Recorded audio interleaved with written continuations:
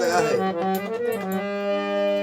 दधाना कर पद्माभ्याम मत्स्यमाला कमंडलो देवी प्रसीद तु मयि ब्रह्मचारिणी उत्तमा। माँ दुर्गा की नव शक्तियों का दूसरा स्वरूप ब्रह्मचारिणी का है। यहाँ ब्रह्म शब्द का अर्थ तपस्या है। ब्रह्मचारिणी अर्थात तप कीजिए। चारिणी तप का आचरण करने वाली ब्रह्मचारिणी देवी स्वरूप पूर्ण ज्योतिर्मय एवं अत्यंत भव्य है। इनके दाहिने हाथ में जप की माला एवं बाएं हाथ में कमंडल रहता है। माँ दुर्गा जी का ये दूसरा स्वरूप भक्तों और सिद्धों का अत्यंत फल देने वाला है। इनकी उपासना से मनुष्य तप त्याग वैराग्य सदाचार संयम की बुद्धि होती है। दुर्गा पूजा के दूसरे दिन इन्हीं की स्वरूप की उपासना की जाती है। इस दिन साधक का मन प्रतिष्ठान स्वाधिष्ठान चक्र में स्थित होता है। इस चक्र में अवस्थित मन वाला योगी उनकी कृपा और भक्ति प्रदान करता है।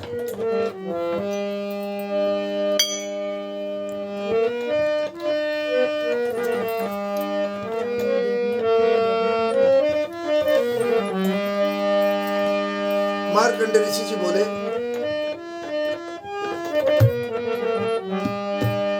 भगवान सूर्य के पुत्र सवर्णी की उत्पत्ति की कथा को मैं विस्तार से कहता हूँ,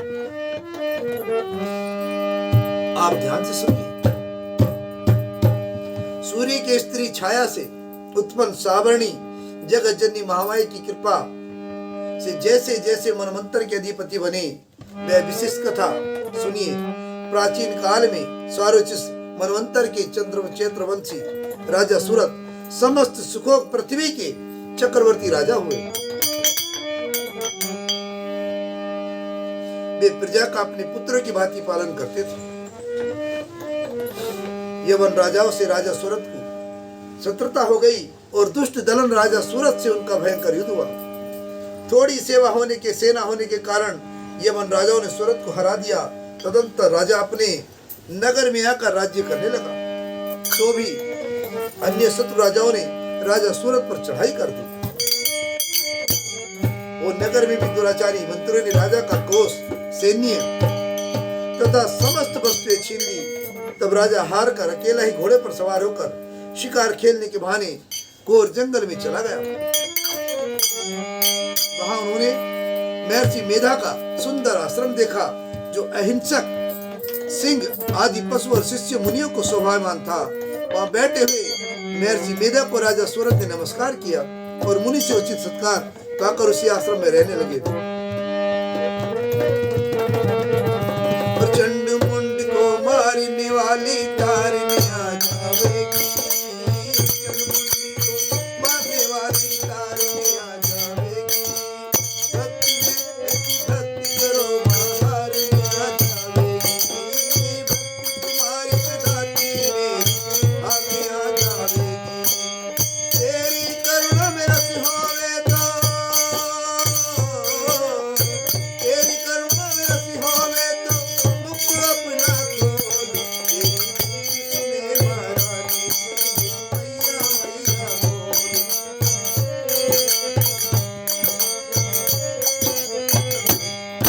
कमल के झरोखे से मैया की भक्ति भारी न खोल, तेरी सुने महारानी मैया मैया बोल।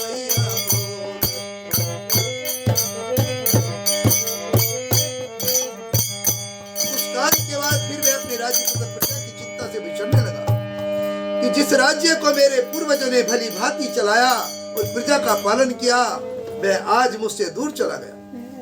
वे दुष्ट मंत्री राज्य का पालन धर्म नीति के अनुसार कर रहे होंगे।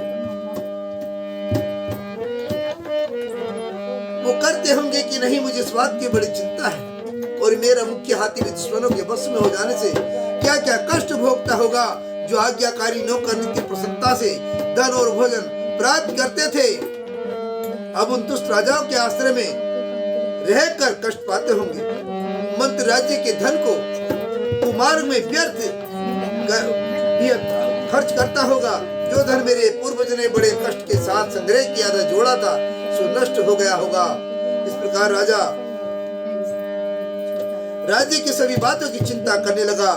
और कुछ समय पश्चात एक दिन आश्रम के समीप एक वेश्या को आते देखा। तो राजा ने उससे पूछा कि अरे भाई,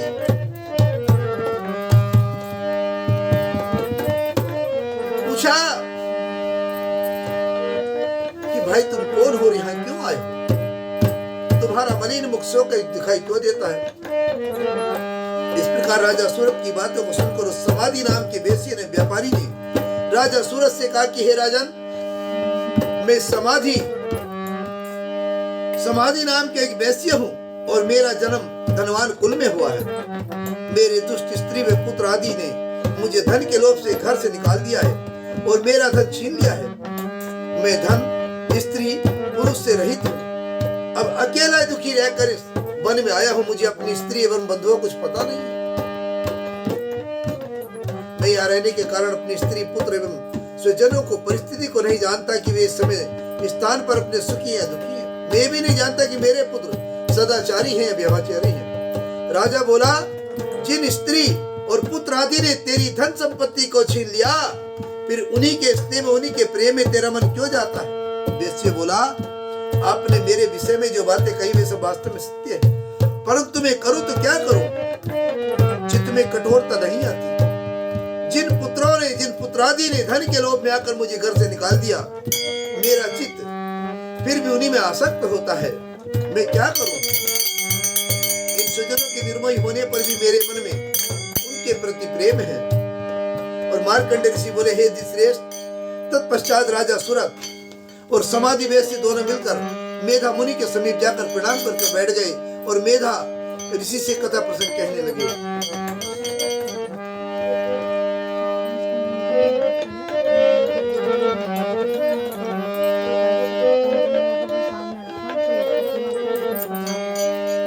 राजा बोला, हे भगवान, मैं आपसे एक बात पूछना चाहता हूँ। आप कृपया करके बताओ। हे महाराज, मेरा मन बस में नहीं है। मेरा मन बस में नहीं है, इससे मुझे दुख होता है। गए हुए सारे राज्य तथा अन्य सभी स्त्री पुरुष बांधवों की ममता मुझे अभी तक बनी हुई है। ये मुनिश्रेष्ठ जानती हुई कि मेरा स्नेह उनमें अज्ञानियों की भांति विशेष बढ़ाया जाता है और इस समाधि वेश्या को इनके स्त्री और पुत्र आदि ने त्याग दिया तथा से घोर से बाहर निकाल दिया है। ये भी उसमें अत्यंत आसक्त रहता है। इसी तरह हम दोनों बहुत दुखी हैं। हे महाभाग, उनके दोषों को जानते हुए भी हम दोनों का हृदय उनके प्रति ममता से आसक्त रहता है। इतना ज्ञान होते हुए भी ऐसी ममता क्यों है। हम दोनों को अज्ञानियों की भांति मूर्ति क्यों उत्पन्न हो रही है। महर्षि मेधा ने कहा, इस ब्रह्म जाल के चक्कर में नर नारी क्या जंजाल हुए, नर नारी क्या जंजाल हुए। देवी देवता भूल गए, वो भी ब्रह्म जाल में मत हुए। देवी देवता भूल गए, वो भी ब्रह्म जाल में मत हुए। जो विद्या श्री राम करे, जो विद्या प्रभु राम करे।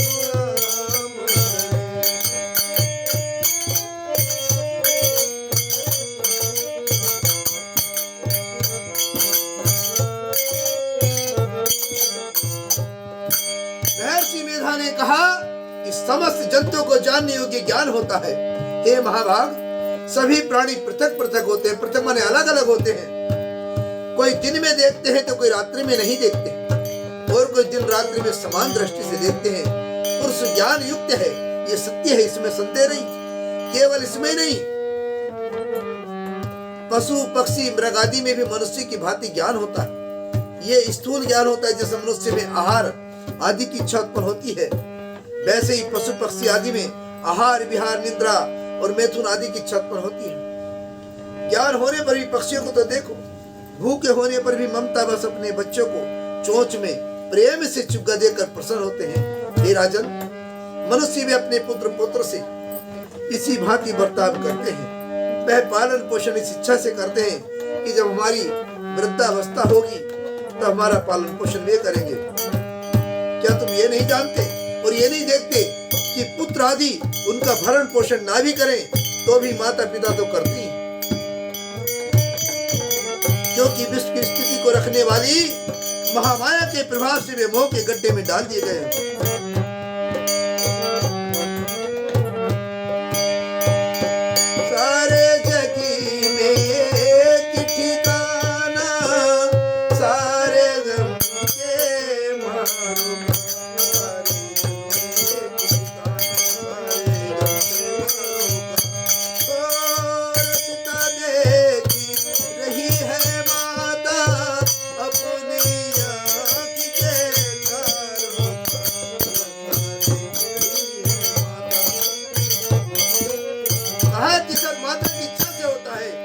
होता है माता की इच्छा होता है।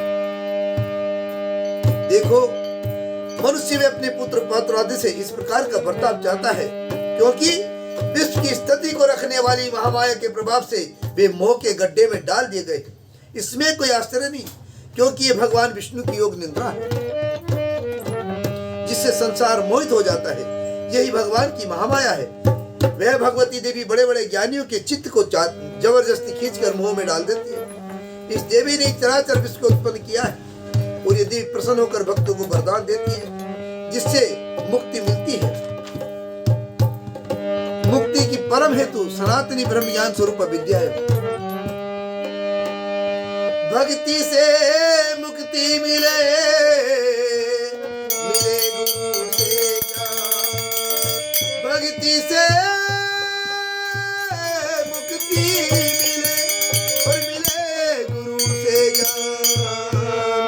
माता से प्रेम मिले, ये जाने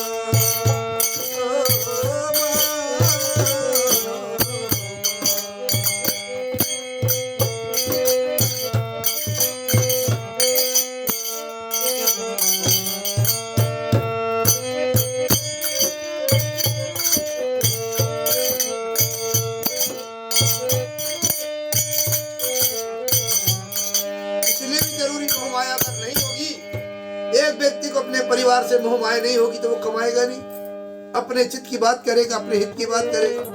इसलिए योग माया सभी के अंदर सभी का स्नेह बढ़ाती है।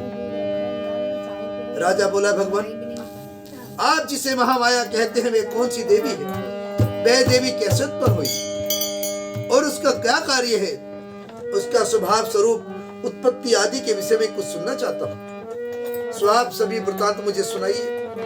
ऋषि ने कहा, वे देवी नित्य है और चराचर में व्याप्त है, तथापि उसकी उत्पत्ति अनेक भांति से उस कथा से तुम मुझसे सुनो। ये भगवती देवताओं के कार्य सिद्ध के लिए उत्पन्न होती है और अजन्मा होकर भी उत्पन्न कहलाती है। जब भगवान विष्णु विश्व को त्याग और अनंत में जल ही जल करके योग निद्रा में से सैया पर शयन कर रहे थे, उस समय विख्यात मधुर कैटअप नाम के घोर असुर भगवान विष्णु के कान की मैल से पैदा होकर ब्रह्मा जी को मारने के लिए तैयार हुए। ब्रह्मा जी विष्णु भगवान के नाभि कमल पर स्थित थे। उन दोनों भयंकर असुरों को मारने को आते देखकर और भगवान विष्णु को सोता हुआ देखकर ब्रह्मा जी योग निद्रा की प्रसन्नतार्थ एकाग्र मन में स्तुति करने लगे, जिससे भगवान विष्णु के नेत्रों से भगवती योग माया अपना प्रभाव हटा ले।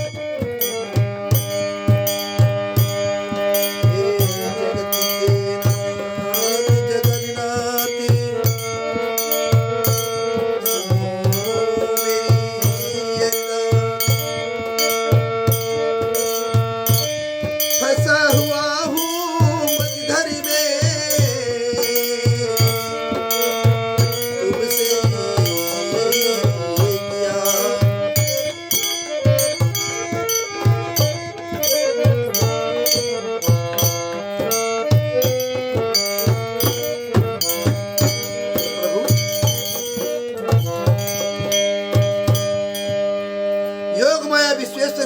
माता स्त्री एवं संहार करने वाली भगवान विष्णु की अतुल तेज वाली निंद्रा स्वरूप अरूपम शक्ति है। ब्रह्मा जी बोले, हे महामाये, तुम स्वहा देवताओं को पालने वाली हो, तुम स्वधा पितरेश्वरों को पोषण करने वाली हो, और तुम ही षटकार स्वर इंद्र को यज्ञ का हिस्सा पहुंचाने वाली हो। अमृत भी तुम ही हो, अक्षरों में स्वर तुम ही हो, तथा नित्य आदि मात्रा व्यंजन तुम ही हो। देवी, तुम ही संध्या, सावित्री और संसार की जगत जननी हो। ये मातेश्वरी, विश्व को उत्पन्न, पालन और संहार करने वाली आप ही हो। आप ही महाविद्या, महादेवी, महासुरी हो। आप ही समस्त चराचर के तीनों गुणों रज तम सम सत रज तम को उत्पन्न करने वाली प्रकृति हो, और आप ही कालरात्रि हो। आप खड़ग, सूल, घोर, गदा, चक्र, शंख, धनुष, बाण, सुंडी, परिध आदि अस्त्र शस्त्रों को धारण करने वाली हो। देवी, आप ही सौम्यता हो, तथा संसार में आप ही अति सुंदर हो। पर तथा प्रो में श्रेष्ठ आप ही विश्वेश्वरी परमेश्वरी हो, जो इस विश्व की रचना और पालन संहार करते हुए भगवान विष्णु को आपने अपनी निद्रा के योग माया में कर रखा है। मैं भला बताइए कि कौन आपकी प्रार्थना करने में समर्थ है, जबकि आपने भगवान विष्णु, ईशान, शंकर तथा मुझसे शरीर ग्रहण कर लिया है। आप तो अपने प्रभाव से स्वयं प्रकाशित हो। मधु और केटव नाम के इन महा दुष्टों को आप मोह लीजिए और विश्वपति भगवान विष्णु को जगाइए। इन दोनों महासुरों का संहार करने के लिए भगवान को बुद्धि दीजिए। और इसी बोले, इस प्रकार जब माता ने मधु, केटव असुरों के संहार के लिए तथा भगवान विष्णु को जगाने के लिए तामसी देवी की प्रार्थना की, तो उस समय भगवान विष्णु के नयन, मुख, कान, भुजा, हृदय और वक्षस्थल से निकलकर अव्यक्त योग माया उपस्थित हो गई और योग निद्रा से भगवान जाग गए। तदंतर भगवान विष्णु ने उस पराक्रमी वीर्यवान मधु और केटव असुरों को देखा, जिनकी ब्रह्मा जी को खाने के लिए आंखें लाल हो रही। तब भगवान विष्णु ने शेर सैया से उठकर उन असुरों से 5000 वर्ष तक युद्ध, बाहु युद्ध किया। अति बलशाली महात्मा दोनों असुरों को महामाया ने मोहित कर रखा था। अतः दुष्टों ने भगवान से कहा कि आप हमसे वरदान मांगो। भगवान ने कहा, यदि तुम मुझ पर प्रसन्न हो तो मेरे हाथों तुम्हारी मृत्यु हो। मैं तो केवल यही वर चाहता हूँ। ऋषि ने कहा। इस भांति जब भगवान ने उनसे वरदान ले लिया तो वे भगवान से कहने लगे कि हमें सर्वत्र जल ही जल दिखाई देता है, इसलिए हे भगवान, हमारा वध उस स्थान पर कीजिए जिस जगह पर पानी ना हो। ऋषि वेदा ने कहा। तब भगवान ने विष्णु से शंख चक्र पर गदा धारण की और उनसे तथास्तु कहा, और दोनों के सिर अपनी जांघों पर रखकर चक्रम से काट दिए। इस प्रकार वे महामाया देवी श्री ब्रह्मा जी की प्रार्थना करने पर स्वयं उत्पन्न हुई। हे राजन, मैं अब इसके प्रभाव स्वभाव को बताता हूँ, आप ध्यान से सुनिए।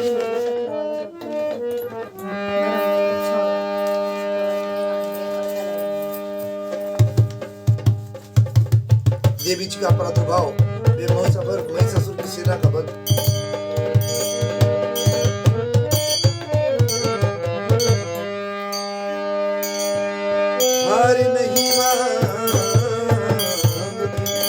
हार नहीं मांगती गुलाब नहीं मांगती, हार नहीं मांगती गुलाब नहीं मांगती, वो तो बस भक्तों का प्यार मांगती। बोलो जय माता दी, बोलो जय माता दी, भक्तों का प्यार मांगती। बोलो जय माता दी, जय माता दी, जय माता दी, जय माता दी।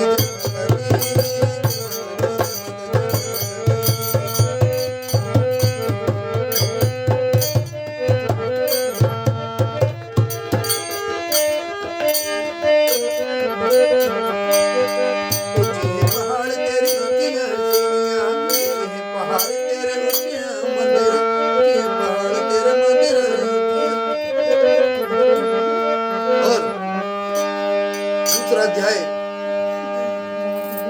देवी जी ने महिषासुर की सेना का वध कैसे किया। ऋषि बोले, प्राचीन काल में देवी देवता तथा दैत्यों में पूरे 100 वर्ष युद्ध होता रहा। उस समय दैत्यों का स्वामी महिषासुर था एवं देवताओं का इंद्र था। उस संग्राम में देवताओं की सेना महाबली दैत्य से हार गई।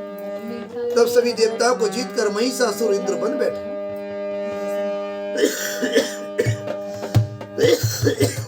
तब हार कर सभी देवता ब्रह्मा जी को अग्रणी बनाकर वहां गए जहां विष्णु तथा शंकर विराजमान थे। वहां पर देवताओं ने महिषासुर के सभी उपद्रव एवं अपने पराभवाजी का पूरा पूरा वृतांत क्या सुनाया। उन्होंने कहा कि महिषासुर ने तो सूर्य, अग्नि,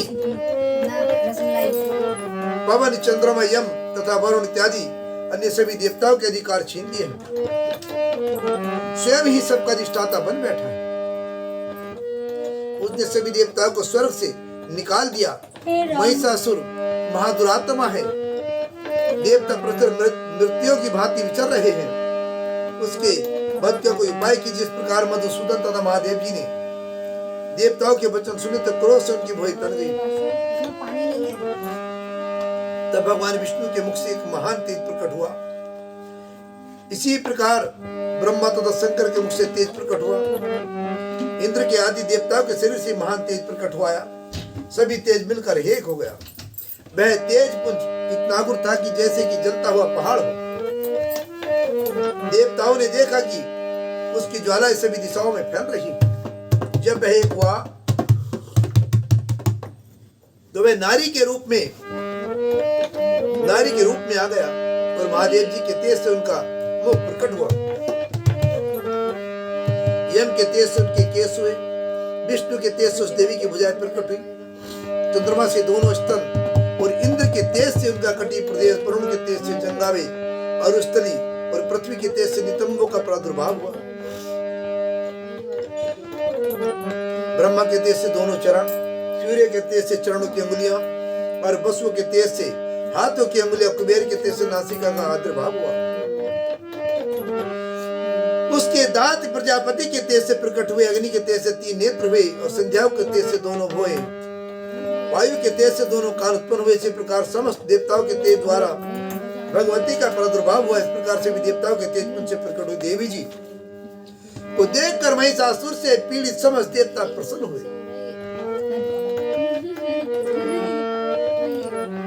महादेव ने देवी जी को अपने त्रिशूल में शूल निकाल कर दे दिया और श्री विष्णु जी ने अपना सुदर्शन चक्र प्रकट करके दिया। वरुण ने शंख तथा अग्नि ने उन्हें शक्ति दी। मारुत ने उन्हें धनुष दिया और बाणों से भरपूर 2 तर्कस दे दिए। देवराज इंद्र ने अपने वज्र से वज्र पैदा करके दिया। फिर सहस्त्र नेत्र इंद्र ने ऐरावत हाथी से घंटा दिया। यमराज ने काल दंड से दंड प्रदान किया। सागर पति ने रुद्राक्ष माला अर्पित की। ब्रह्मा ने कमंडलू भेंट किया और सूर्य ने भगवती के श्री भी रोम कूप में अपनी किरणें प्रदान की। काल ने तलवार उत्तम ढाल अर्पण की। क्षीर सागर ने हार तथा कभी न पुराने होने वाले 2 वस्त्र भेंट किए। इसी प्रकार चूड़ामणि, दिव्य कुंडल तथा 2 कड़े भी भेंट किए तथा चमकता हुआ अर्धचंद्र सभी भुजाओं के लिए, बाजूबंद चरणों के लिए नूपुर और कंठ के लिए सर्वोत्तम कंटोला भेंट किया। इसी प्रकार सभी अंगुलों के लिए जड़ित मुद्रिकाएं प्रदान की। विश्वकर्मा ने निर्बल परशु भेंट किया और उनके रूपों वाले अस्त्र, भेद, कवच, मस्तक तथा गले में धारण करने वाले योग्य कभी न कुमलाने वाली कमलों की माला दी। जली दिनों से बहुत सुंदर कमल दिया। हिमालय ने वाहन के लिए सिंह एवं और भी अनेक प्रकार के रत्न भेंट किए। कुबेर ने सुरा से भरपूर पात्र दिया। सभी नागों के स्वामी एवं पृथ्वी धारण करने वाले शेषिनी महिषा मणियों महामणियों से सुशोभित नागहार जैसे प्रकार सारे देवताओं ने भी भूषण एवं आयुधों के द्वारा देवी जी का सत्कार किया। तत्पश्चात भगवती ने ठास करके ऊंचे स्वर में गर्जना की। उसके भयानक नाद से सारा आकाश भर गया। तब देवगण प्रसन्न होकर सिंह वाहिनी की जय जयकार करने लगे। मुनियों ने भक्तिभाव से नम्र होकर देवी जी की स्तुति की।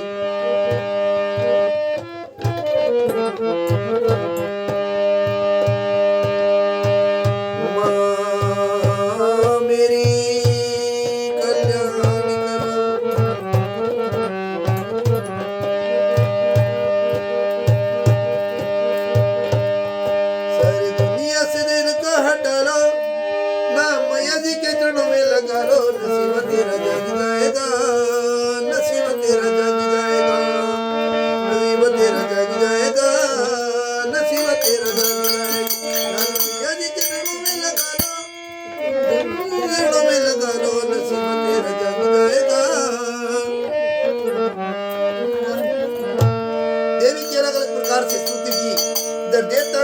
मैं सारी त्रिलोकी को क्षोभग्रस्त देखा, तब तो मैं अपनी सारी सेना को कवच आदि से तैयार कराकर अस्त्र शस्त्र लेकर झट उठ खड़े हुए महिषासुर क्रोध में आकर बोला, अरे ये क्या हो रहा है? इतने के अगर सभी देवताओं के साथ घिरकर उस सिंहनाद की ओर भागा। वहां जाकर उसने तीनों लोगों को अपने तेज से प्रकाशित करती हुई देवी को देखा। उस देवी के चरणों के भार से पृथ्वी दबी जा रही थी। माथे के किरीट मुकुट से आकाश पर रेखाएं पड़ती जा रही थी। उसके धनुष की टंकार से सातों पाताल क्षोभग्रस्त और हजारों भुजाओं से भी सभी दिशाओं को ढककर देवी खड़ी हुई थी। देवी जी के साथ उन दैत्यों का युद्ध आरंभ हो गया। नाना प्रकार के अस्त्र शस्त्रों के प्रहारों से दसों दिशाएं भर गई। देवताओं महिषासुर का सेनापति उस समय चिक्षु नाम का एक महान दैत्य था। देवी जी के साथ उसी का युद्ध होने लगा। इसी प्रकार अन्य दैत्यों का तथा चतुरंगी सेना को साथ लेकर चामर भी युद्ध करने लगा। 60,000 रथियों के साथ लेकर महाउदग्र महादैत्य भी युद्ध में प्रवृत्त हो गया। महाहनु दैत्य 5 करोड़ रथियों के साथ युद्ध में आ गया और 60 लाख रथियों से आवृत बाकल दैत्य युद्ध में उतर आया। परिवारिक दैत्य स्थिति हाथी तथा दोनों के अनेकों सवारों के मुल्क में गिरा हुआ रथियों को साथ लेकर देवी जी के साथ युद्ध करने लगा। उस रणांगन में स्वयं महिषासुर भी रथों हाथियों एवं अश्वों की सेनाओं में घिरा पड़ा था। तोमर, बिंदीपाल, शक्ति, मूसल, परशु, पट्टिस, खंग आदि अस्त्रों से युद्ध में देवी जी के साथ युद्ध करने लगे।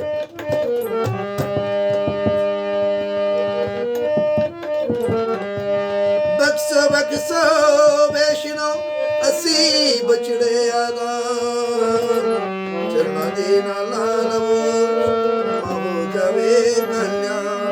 मेरी लाज रखना, मेरी लाज रखना, रखना माँ मेरी लाज रखना, मेरी लाज रखना। कुछ दैत्यों ने देवी जी पर शक्तियां छोड़ी पर दूसरों ने पास में। तब चंडिका देवी ने अस्त्र शस्त्रों की वर्षा करके उन्हें तोड़ डाला। इधर देवी जी का वाहन सिंह भी क्रोध में आ गया। अपने गर्दन के बाल हिलाता हुआ दैत्यों की सेना में इधर इस प्रकार घूमने लगा जैसे कि वन में अग्नि फैलती जा रही हो। उस युद्ध भूमि में युद्ध करती हुई अंबिका ने जितने श्वास छोड़े वे झटपट सैकड़ों हजारों गणों के रूप में परिवर्तित हो गए। प्रकट होकर उन गणों ने खंग, बिंदी, बाल, परशु, पट्टिस आदि शस्त्र से युद्ध प्रारंभ कर दिया। देवी जी की शक्ति से वृद्धि पाकर वे गण दैत्यों का नाश करने लगे। साथ में दूसरे गण नगाड़े, शंख आदि बजाने लगे। महती प्रसन्नता देने वाले इस युद्ध का रूप से कुछ एक मृदंग बजाए। तब देवी जी ने त्रिशूल, गदा और शक्ति की वर्षा से तलवार आदि शस्त्रों से सैकड़ों महासुर मार डाले और दूसरे कितने ही दैत्यों को घंटा के भय प्रनाद से मूर्छित करके मार गिरा दिया। मरे दैत्यों को पास से बांधकर पृथ्वी पर घसीट डाला। कितने तो गदा की चोट से घायल होकर पर सो गए और मूसलों के प्रहार से कई एक रुधिर गमन करने लगे एवं कई एक सूल द्वारा वक्षस्थल पर फट जाने से पृथ्वी पर सो गए। कितने ही दैत्य बाणों की वर्षा द्वारा युद्ध करते हुए बाण छोड़ने लगे। कितने ही दैत्यों की भुजाएं कट गई और कितनों की ग्रीवाएं छिन्न भिन्न हो गई। दैत्यों के सिर कट गए, कुछ मध्य से विदीर्ण हो गए, कुछ दैत्यों की जंघाएं कट गई, वे पृथ्वी पर गिर पड़े और कुछ एक दैत्यों को तो एक भुजा का, एक आंख का और एक पांव का करके लाशों के द्वारा टुकड़े कर डाला। मार मार कर गिराए हुए रथी, हाथी, घोड़े असुरों की लाशों के द्वारा जहां महायुद्ध हो रहा था वहां की पृथ्वी प्रकार भर गई कि वहां पर आना जाना कठिन हो गया। वहां सेना में असुर का रुद्र बहने से रुधिर की बड़ी बड़ी नदियां बहने लगी।